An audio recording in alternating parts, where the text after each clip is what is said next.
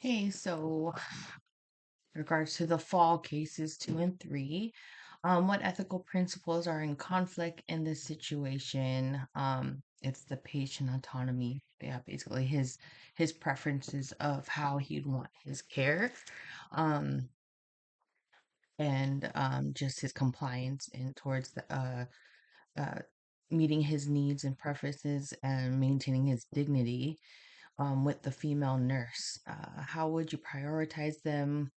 um within considerable means of making sure the patient is following plan of care and orders that is um maintained in the sense that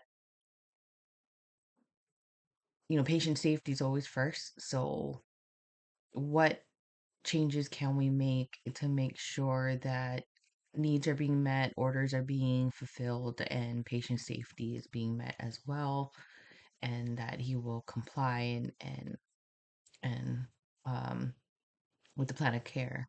How does the nurse's bargaining approach balance patient preference with the obligation to provide safe, evidence-based care? Um, I think her bargaining approach was appropriate because she was able to obtain more information of what the patient's preferences are and how he felt.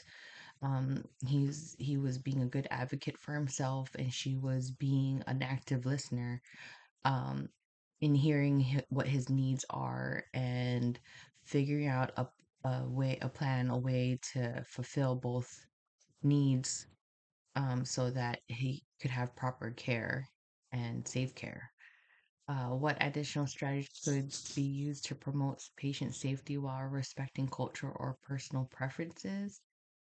Um, I mean, really, it's just having that active communication, active listening, therapeutic communication between staff and patient to see what are their preferences and how you can accommodate them um, to the fullest extent without compromising their care, and that it will be a good experience for both sides. And that way, in turn, it would promote safety for the patient.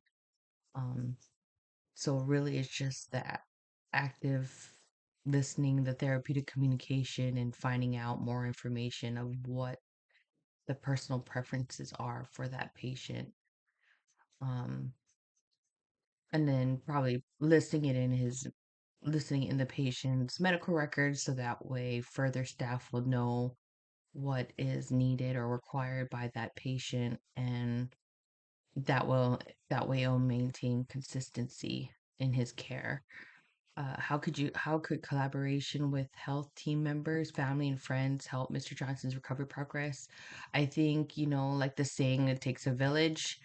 Um, it does in this case. For Mr. Johnson to help with his recovery, you would need to enlist the care, not only the hospital staff, but who will be there to help him maintain his care once he gets home, especially since he is elderly and mobility was one of his main issues. So just to continue with patient safety at the hospital as well as at home, and compliance and adherence to his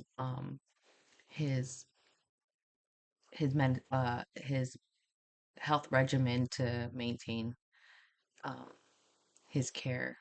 So how could collaboration? So the collaboration help team. Yeah, it would help by them collaborating. That's how it would help, that it would help with the continuity of his care, not only in the hospital, but at home as well, and the adherence and his safety and compliance. I hope that all made sense.